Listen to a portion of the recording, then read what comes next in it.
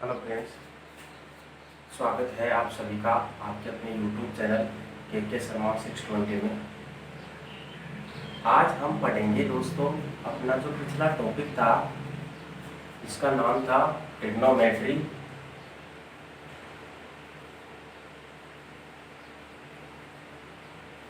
ये वाला टॉपिक हमने पढ़ा था, हमने कवर किया था। इस टॉपिक में हमने बहुत सारी बातें देखी थी। सबसे पहले हमने क्या देखा था इसमें? सबसे पहले हमने देखा था कि ये ट्रिग्नोमेट्री जो शब्द है, इसका हिंदी अर्थ क्या होता है? इसका हिंदी अर्थ होता है दोस्तों त्रिकोणमिति। अब त्रिकोणमिति क्या होता है दोस्तों? त्रिकोणमिति होता है, त्रिकोण का मतलब होता है तीन कोण और मिति का मतलब होता है आकृति।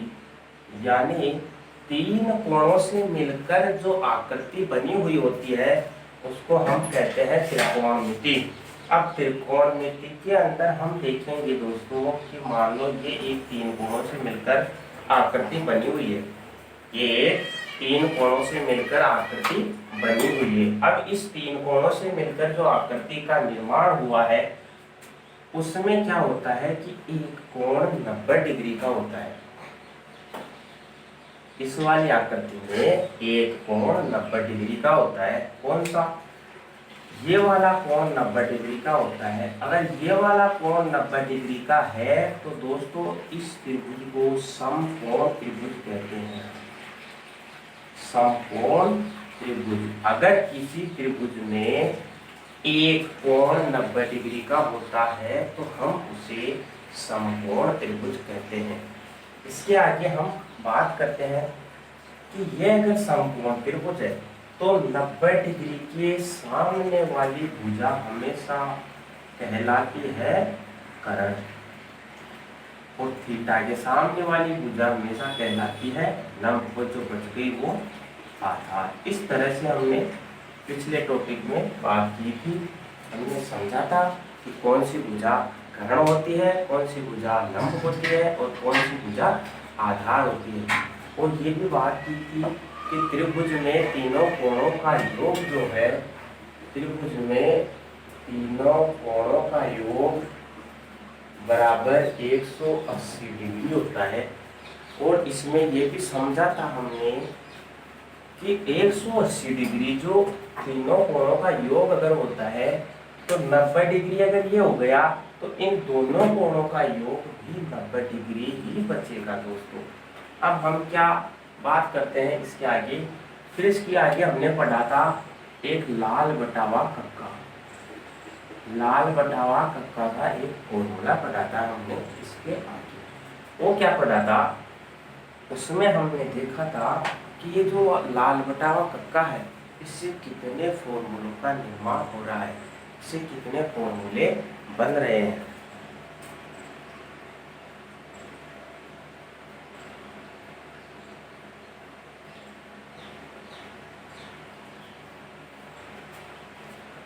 तो इससे फॉर्मूले बनते थे 6। इससे 6 फॉर्मूले बनते थे। वो 6 फॉर्मूले कौन कौन से होते थे वो हमने पढ़ा था।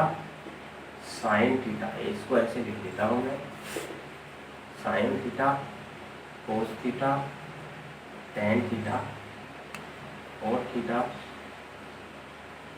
सेक थीटा और कोसेक थीटा। ये 6 फॉर्मूले बनते थे इससे।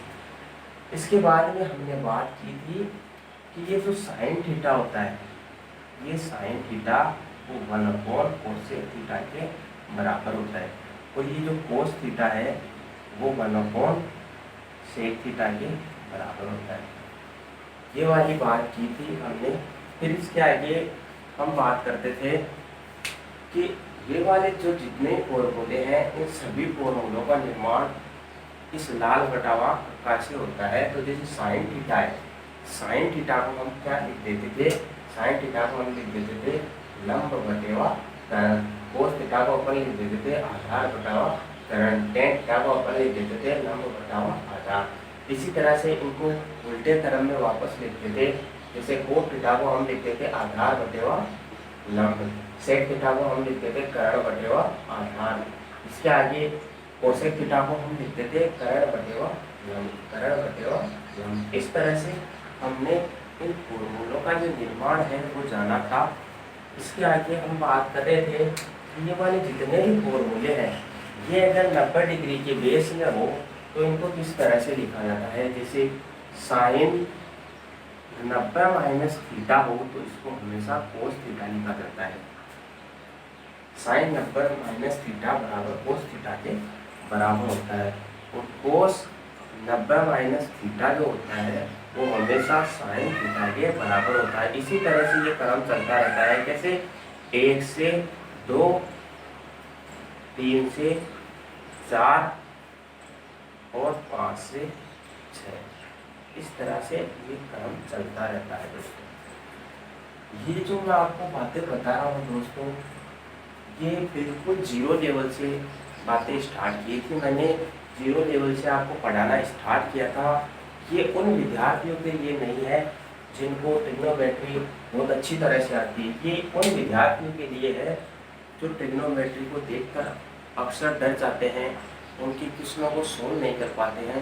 तो मैं केवल और केवल उन विद्यार्थियों के लिए ये चीज़ पढ़ा रहा हूँ जो अक्सर ट्रिग्नोमेट्री से डर जाते हैं। ट्रिग्नोमेट्री इतनी इजी टॉपिक है दोस्तों कि आप जब इसके सवाल, इसके क्वेश्चन सोल्व करने लगोगे तो आपको बिल्कुल भी तकलीफ नहीं होगी।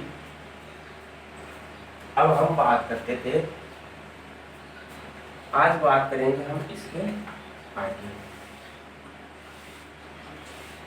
अगर इसके आगे अपने को पढ़ना हो, इसके आगे हमें पढ़ना हो तो इसमें 2-4 फॉर्मूले ऐसे होते हैं जिनका अक्सर बारी बारी से यूज होता है। तो फॉर एग्जाम्पल एक फॉर्मूला है अपने पास a प्लस बी के होल स्क्वायर का। ये फॉर्मूला जो है इसका अपने विस्तारित रूप जाना था और विस्तारित रूप जानने के बाद में इसका जो अंतिम रूप आया था वो आया था a square plus 2ab plus b square. दोस्तों आप इसको b स्क्वायर यहाँ भी लिख सकते हो और 2ab यहाँ भी लिख सकते हो, इसमें कोई दिक्कत वाली बात नहीं है। कभी कभार मैं इसको इस प्रकार लिख देता हूँ। आप सोचते होंगे कि ये फॉर्मूला बताया था और ये वाला फॉर्मूला कैसे आ गया, तो इसको कैसे भी लिख सकते हैं। अब इसके आगे हम बात करेंगे a माइनस बी के होल स्क्वायर की। अगर a माइनस बी के होल स्क्वायर की बात करें तो इसका विस्तारित रूप भी मैंने आपको बताया था कि इसका विस्तारित रूप a square minus 2ab plus B square होगा। इसको भी आप किसी फॉर्म में लिख सकते हो, इसको यहाँ और इसको यहाँ लिख सकते हो दोस्तों। कैसे इसको लिख सकते हो आप a square plus B square minus 2ab। इसमें माइनस 2ab क्यों आता है? इसमें माइनस 2ab इसलिए आता है कि इसमें माइनस का ab और माइनस का ab, जब इन दोनों को हम ऐड करते हैं तो ये माइनस के 2ab होते हैं। और इसमें प्लस का 2ab क्यों आता था? इसमें प्लस का 2ab इसलिए आता था, इसमें प्लस का 1ab और प्लस का 1ab, जब इन दोनों को अपन जोड़ेंगे तो इसमें आएगा प्लस का 2ab। तो इस तरह से अपन अभी तक पढ़ते आ रहे थे। फॉर एग्जाम्पल अगर ये आपको अभी तक समझ में नहीं आया हो कि एक माइनस का ab और एक माइनस का ab जोड़ने पर माइनस के 2ab कैसे आए, तो मैं आपको इसका थोड़ा विस्तारित रूप बता देता हूँ। फॉर एग्जाम्पल अपने को दे दिया जाए कोई संख्या माइनस का 4, माइनस का 8, माइनस का 2 और कहा जाए कि इनका योग कितना होगा, तो इनका योग होगा माइनस के 14। फॉर एग्जाम्पल इसी तरह से अपने को दिया जाए कि प्लस का 4, प्लस का 3, प्लस का 2 और कहा जाए कि इनका योग कितना होगा, तो इनका योग होगा 7 और 9 प्लस के 9। इस तरह से क्वेश्चन किए जाते हैं। जब कभी भी माइनस वाली सीरीज आती है और अपने को कहा जाता है कि इनको ऐड करिए, तो ऐड तो हो जाएंगे वो, लेकिन चिन्ह हमेशा कैसा रहेगा? माइनस ही। अगर इस तरह से आपको क्वेश्चन दे दिया जाता है कि प्लस के 4, माइनस के 3, प्लस के 2 और माइनस का 1 और इनका योग करने के लिए कहा जाता है, तो इनका योग कितना होगा? अब देखिए प्लस प्लस की एक जगह कर लेते हैं, तो प्लस की यहाँ पे अपने पास आ गए 6, माइनस की एक जगह करने पर माइनस क्या है 4, तो इसका योग कितना आएगा? प्लस के तो इस तरह से ये वाले क्वेश्चन किए जाते हैं दोस्तों। अब हम बात करेंगे इसके आगे। अपना एक फॉर्मूला आता है, वो फॉर्मूला है दोस्तों a प्लस बी का क्यूब। और a प्लस बी का जो क्यूब होता है वो होता है a cube plus B cube plus 3ab कोष्टक a प्लस। इस तरह से कुछ ये फॉर्मूला होता है। अब देखेंगे हम कि इस फॉर्मूले का विस्तार किस तरह से किया जाता है। अब हम देखेंगे कि इस फॉर्मूले का विस्तार किस तरह से किया जाता है। तो जब हम इस फॉर्मूले का विस्तार करेंगे दोस्तों, तो इस फॉर्मूले का विस्तार किस तरह से करेंगे, इसमें सबसे पहले अभी तक मैंने आपको बताया कि अगर अपने पास ये चीज़ दी हुई है तो हम क्या देखेंगे कि ये दो बार है, a माइनस बी और a माइनस बी। लेकिन अब ये वाली चीज दी हुई है, इसके ऊपर क्यूब लगाया हुआ है, तो हम समझेंगे कि ये वाली चीज 3 बार दी हुई है। जब ये वाली चीज 3 बार दी हुई है तो क्यों ना हम इसको 3 बार लिख लें। यहाँ a प्लस बी कोष्टक a प्लस बी कोष्टक a प्लस बी। इस तरह से अपने को 3 बार दी हुई है ये वाली। अब हम क्या देखेंगे कि ये वाले जो दो है, इन दो का हमें पता है, इस एक को इस तरह से लिख लेंगे a प्लस बी। और ये वाले जो दोनों हैं, इन दोनों का हमें पता है कि जब इन दोनों को सोल्व करते हैं तो अपने पास क्या आता है। ये वाली भूल जाइए आप, अब ये वाला याद रखिए केवल। जब इन दोनों को अपन सोल्व करते हैं तो कुछ ऐसी फॉर्म आती है। जब ये फॉर्म आएगी तो अपन इसको लिख लेंगे a square plus B square plus 2ab। इस तरह से लिख लेंगे।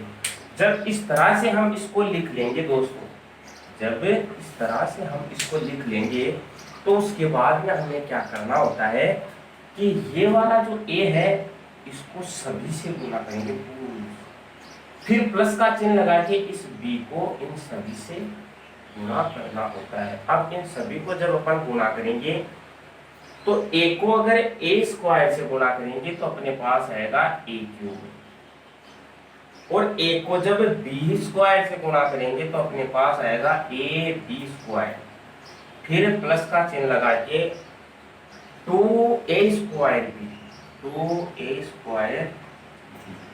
अब ये तो हो गई a की बात। अब हम बात करेंगे b की। जब b की बात करेंगे तो b को सबसे पहले a स्क्वायर से गुना करेंगे तो ये आ जाएगा a स्क्वायर b।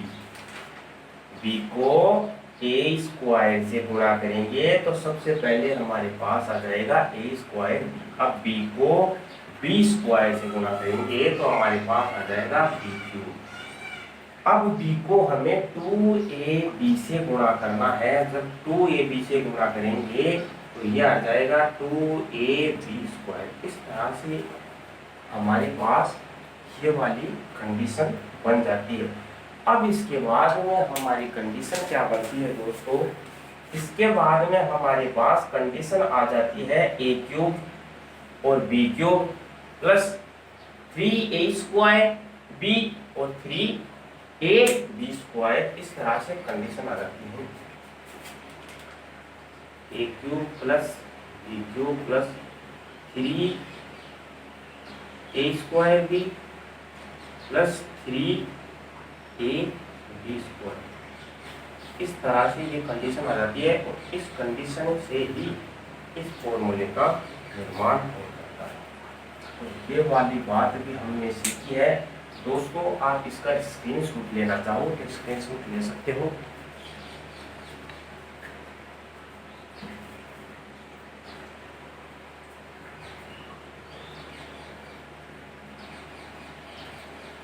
ये बात हमने पढ़ी है, बहुत ही इम्पोर्टेंट बात है दोस्तों।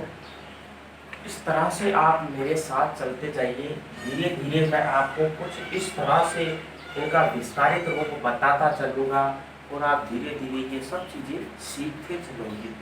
अब आज हम एक चीज़ की बात करते हैं दोस्तों जो इस टॉपिक में बहुत इम्पोर्टेंट रोल अदा करती है अपना, और वो क्या है वो आपको मैं बता देता हूँ। ऐसी चीज क्या है जो इस टॉपिक में इतना इम्पोर्टेंट रोल अदा करती है, तो वो चीज है दोस्तों सारणी। सारणी कैसी? जो सारणी होती है जिनमें थीटाओं का मान दिया हुआ होता है हमें, तो वो थीटाओं का मान ज्ञात करेंगे सबसे पहले हम।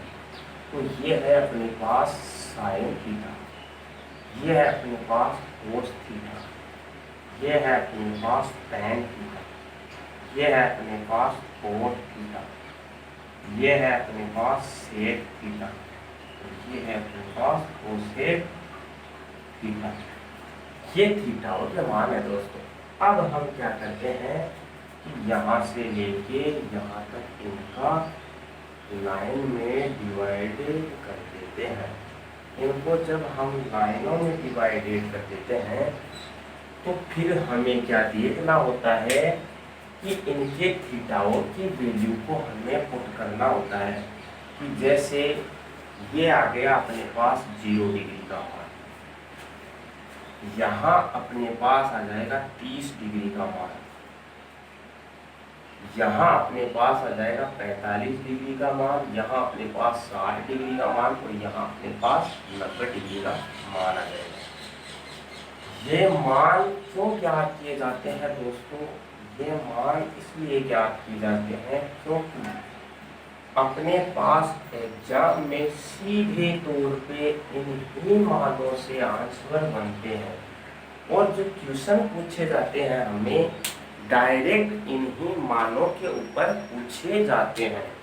तो हम आज सीखेंगे कि इस सारणी का निर्माण किस तरह से होता है। ये सारणी आपको रटना नहीं है दोस्तों, ये आपको 2-4 बार केवल लिखना है। जब आप इसको 2-4 बार लिखोगे, बारी बारी से लिखते चलोगे, तो आपको ये परमानेंट रूप से याद हो जाएगी। ये मैं वादे के साथ कह सकता हूँ। अब हम देखते हैं कि साइन थीटा और साइन 0 डिग्री का मान हमेशा कितना होता है? 0 होता है। साइन 0 डिग्री का मान हमेशा 0 होता है। आपको इसका विस्तारित रूप जानने की कोई आवश्यकता नहीं है। आपको ये ध्यान रखना है सीधा सा कि साइन 0 डिग्री का मान हमेशा और हमेशा 0 होता है। अब जब साइन 0 डिग्री का मान 0 हो गया तो फिर जानेंगे हम कि साइन 30 डिग्री का मान कितना होता है। तो साइन 30 डिग्री का मान दोस्तों 1/2 होता है, 1/2 होता है। अब फिर हम देखेंगे कि साइन 45 डिग्री का मान कितना होता है। तो साइन 45 डिग्री का मान 1/√2 होता है। फिर हम देखेंगे कि साइन 60 डिग्री का मान कितना होता है। तो साइन 60 डिग्री का मान होता है √3/2, √3/2 इसका मान होता है। फिर हम जानेंगे कि साइन 90 डिग्री का मान कितना होता है। साइन 90 डिग्री का मान 1 होता है दोस्तों। इस तरह से ये था अपना साइन थीटा का मान, साइन थीटाओं की सभी वैल्यू। फॉर एग्जाम्पल आप मेरे साथ बोलते चलिए दोस्तों, बस और कुछ नहीं करना है आपको। आप मेरे साथ बोलते चलिए साइन 0 डिग्री का मान कितना होता है? 0। साइन 30 डिग्री का मान कितना होता है? 1/2। साइन 45 डिग्री का मान कितना होता है? 1/√2। साइन 60 डिग्री का मान कितना होता है? √3/2। साइन 90 डिग्री का मान कितना होता है? 1। अब हमें ज्ञात करना है कोस थीटा का मान। तो दोस्तों कोस थीटा का मान साइन थीटा का बिल्कुल उल्टा होता है। जो साइन 90 का मान होगा वो कोस 0 का मान होगा, जो साइन 60 का मान होगा वो कोस 30 का मान होगा। इस तरह से ये उल्टे क्रम में चलते जाते हैं। और जो साइन 45 का मान होगा वही कोस 45 का मान होगा। मैं आपको ये सारणी इतनी बारीकी से समझा रहा हूँ दोस्तों कि आपको बिल्कुल मेरे साथ चलना है, आपको इसको रटने की कोशिश नहीं करनी है। अब हम देखेंगे कोस थीटाओं की वैल्यू। तो कोस थीटाओं की वैल्यू ज्ञात करने के लिए हमें ज़्यादा कुछ नहीं करना होता है, सीधा सा साइन थीटा की वैल्यू हमें इस तरह से याद होनी चाहिए कि सपने में भी आकर हमें कोई पूछे कि साइन की वैल्यू बताइए सभी मानों की, सभी थीटाओं की, तो साइन 0 डिग्री का मान कितना होता है 0। साइन 30 डिग्री का मान कितना होता है 1/2। साइन 45 डिग्री का मान कितना होता है 1/√2। साइन 60 डिग्री का मान कितना होता है √3/2। और साइन 90 का मान कितना होता है 1। अब हमें जब साइन थीटा की सारी वैल्यूओं का ध्यान पड़ गया तो अब हम देखते हैं कि कोस थीटा की वैल्यू क्या होगी। कोस थीटा की सभी वैल्यू ज्ञात करने के लिए हमें साइन थीटा को बिल्कुल उल्टा कर देना होता है। अब कोस, अगर कोस 0 डिग्री की वैल्यू हमें ज्ञात करनी है तो वो होगी 1। जो कोस 0 डिग्री की वैल्यू होगी वो साइन 90 डिग्री की वैल्यू के बराबर होगी। इसको उल्टे क्रम में लेके आते हैं, इसको ऐसे, इसको ऐसे, इसको ऐसे, इसको ऐसे, इस तरह से हम चलते जाते हैं इनके उल्टे क्रम में। जब इनके उल्टे क्रम में जाएंगे तो कोस 30 डिग्री का मान कितना हो जाएगा √3/2। अब जब √3/2 इसका मान हो गया तो हम देखेंगे कि जो साइन और कोस में 45 डिग्री का मान है वो बिल्कुल सेम रहेगा। साइन और कोस में 45 डिग्री का मान 1/√2 ही रहेगा। अब हम देखेंगे दोस्तों कि साइन 60 का जो मान है वो कोस 30 का हो गया, तो साइन 30 का मान जो है वो कोस 60 का हो जाएगा। साइन 30 का मान कितना है 1/2। तो ये 1/2 यहाँ पे आ जाएगा, ये 1/2 यहाँ पे आ जाएगा। और जो जीरो है वो हो जाएगा कोस 90 डिग्री का मान। ये तो थी कोस और साइन थीटाओं के मान की बात। अब हम देखेंगे दोस्तों कि हमें जब साइन थीटा और कोस थीटाओं की सभी वैल्यू मालूम चल जाती है, फिर उसके बाद में हमें टेन थीटा की वैल्यू ज्ञात करनी होती है। अब लेकिन ऐसा तो हो नहीं सकता कि अगर ये इसका उल्टा हो गया तो इसका उल्टा टेन थीटा आ जाए, नहीं, ये सब फॉर्मूले बेस्ड के ऊपर आधारित होते हैं दोस्तों। टेन थीटा की वैल्यू ज्ञात करने के लिए हमें क्या करना होगा, टेन थीटा का फॉर्मूला आना चाहिए हमें। टेन थीटा का फॉर्मूला क्या होता है, टेन थीटा ज्ञात करने के लिए, टेन थीटा ज्ञात करने के लिए एक फॉर्मूला होता है साइन थीटा बटेवा में कोस थीटा। ये एक फॉर्मूला होता है। इस फॉर्मूले के बेस पर ही हमें टेन थीटाओं के जितने भी वैल्यू है वो सभी वैल्यू पता चल जाएगी। अब हम देखेंगे कि अगर टेन थीटा के बराबर साइन थीटा बटा कोस थीटा होता है तो कोट थीटा के बराबर भी कुछ वैल्यू होगी ना। तो कोट थीटा के बराबर जो मान होता है दोस्तों, वो मान होता है कोट थीटा बराबर, इसका जस्ट उल्टा हो जाता है कोस थीटा बटेवा साइन थीटा। इसका जस्ट अपोजिट हो जाता है कोस थीटा बटेवा साइन थीटा। ये वाला जो फॉर्मूला है टेन थीटा बराबर साइन थीटा बटा कोस थीटा, इसी ही फॉर्मूले के आधार पर अपने को टेन थीटा की वैल्यू मालूम चलेगी। अब इसके आधार पर हम टेन थीटा की वैल्यू किस तरह से ज्ञात करेंगे, इसके आधार पर हम टेन थीटा की वैल्यू ज्ञात करेंगे। कैसे, किस तरह से हमें वैल्यू ज्ञात होगी। तो हम वैल्यू ज्ञात करेंगे tan थीटा बराबर होता है sin थीटा बटा cos थीटा, यानी ये वाली जो संख्या है उसमें इसका भाग देना है, ये वाली जो संख्या है उसमें इसका भाग देना है, ये वाली जो संख्या है उसमें इसका भाग देना है, ये वाली जो संख्या है उसमें इसका भाग देना है, और ये वाली जो संख्या है उसमें इसका भाग देना है। तब जाके हमें tan थीटाओं की सभी डिग्रियों का मान पता चलेगा। अब हम देखते हैं tan 0 डिग्री का मान। तो tan 0 डिग्री का मान निकालने के लिए हमें सबसे पहले इस 0 में इस 1 का भाग देना होगा।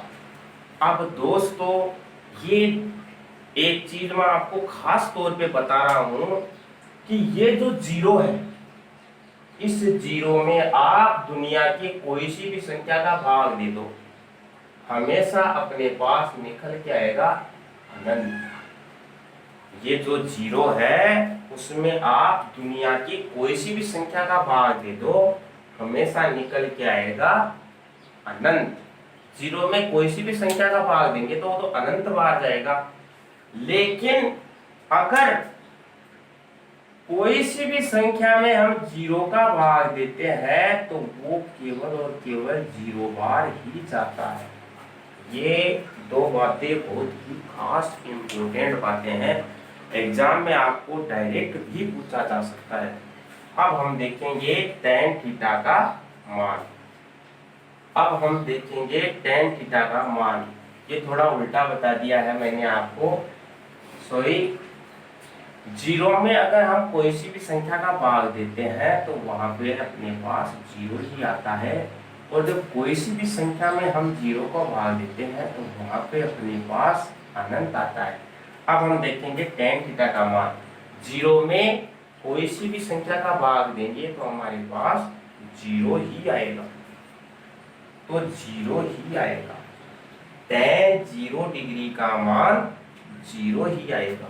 अब हम देखते हैं 1/2 में जब √3/2 का भाग देते हैं तो इस 2 से ये 2 कैंसिल हो जाते हैं और अपने पास बच जाएगा 1/√3।